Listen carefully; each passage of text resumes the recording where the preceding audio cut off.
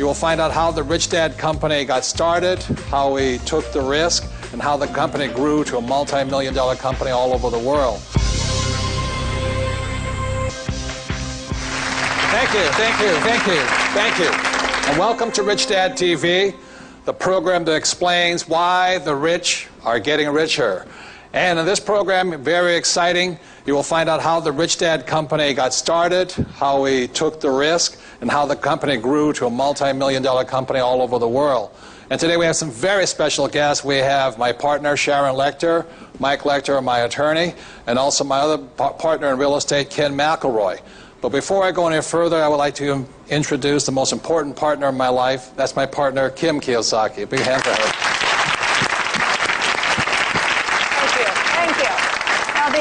This show today is going to be amazing. We also have an interview with Donald Trump, which I think is going to be phenomenal. And you're really going to hear some of the inside stories behind the Rich Dad Company.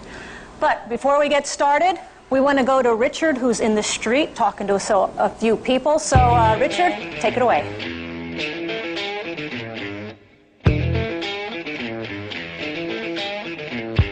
We're in the streets, and we're going to ask some people some questions. Follow me. Hey, have you ever read Rich Dad, Poor Dad? I'm currently reading it at the moment. Yes, I have. Oh. I have. I have read that. It was probably, to me, probably one of the maybe 4 or 5 books in my life that probably changed me the most. I have read the book Rich Dad, Poor Dad. I love that book. Amazing. Very allows you to think outside the box.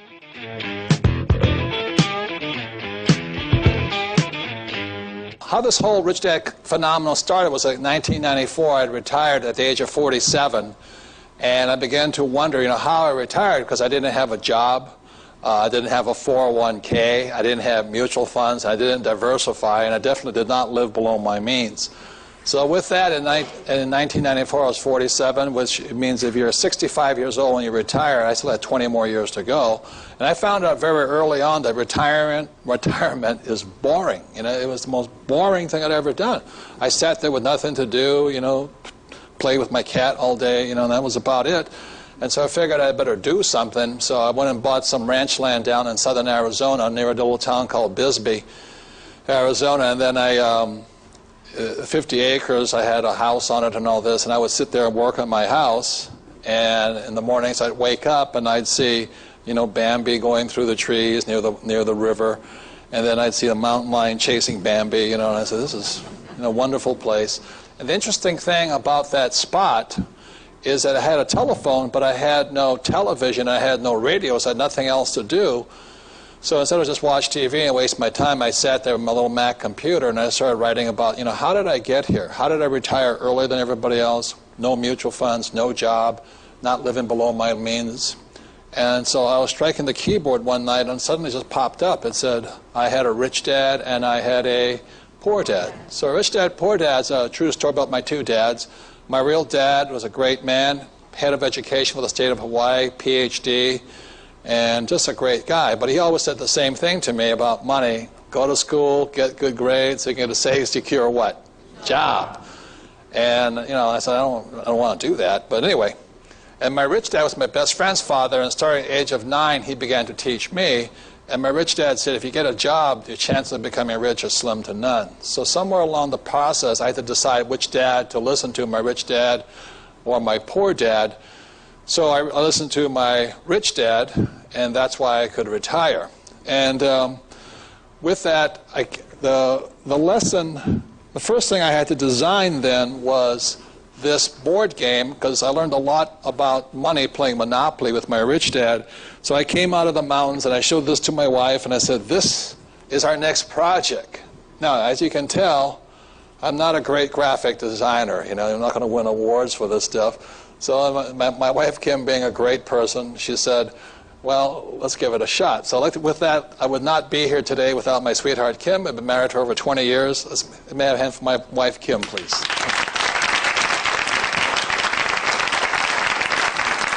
Thank you. So remember, this is around 1994, 1995, and my new business is starting, and I come home, and she's managing her real estate empire in Scottsdale. Which I love. And then we decided to take a trip to New York City, since we had so much time on our hands. And it was in December of '95. We were at the Dean and DeLuca coffee shop. And for anybody who's ever watched the Today Show, when they go outside, there's a sign that says Dean and DeLuca. That's the coffee shop where we were sitting, trying to figure out, do we build a business? Don't we build business? What do we do? And it was there that we said, we're going to build this game. We're going to build our next business together. And why we were afraid of, number one, would it fail? What if we didn't make it?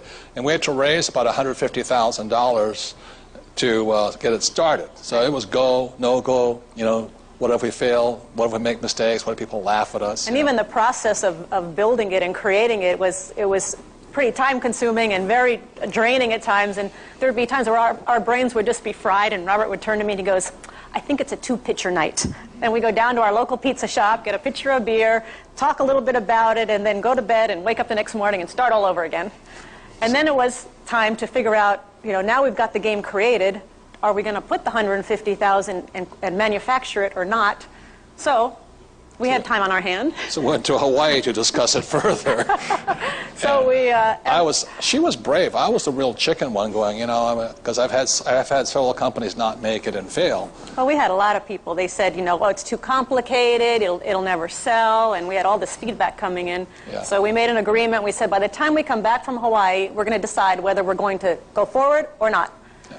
So every morning we went forward with it, and this is the finished product. So if you can hold this up, and you can hold this up, you can see how an idea starts to grow into a multi-$100 million, maybe $1 billion business pretty soon. But that's how it started.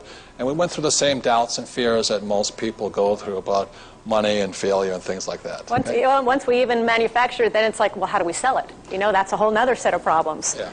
So with that, from which we're going to go into is how to turn your ideas into millions of dollars, because most of us have $1 million ideas. We just don't know how to turn it into money. And the first person I had to go see is my attorney. This is Michael Lecter. He's one of the top trademark patent attorneys in the U.S. Big hands.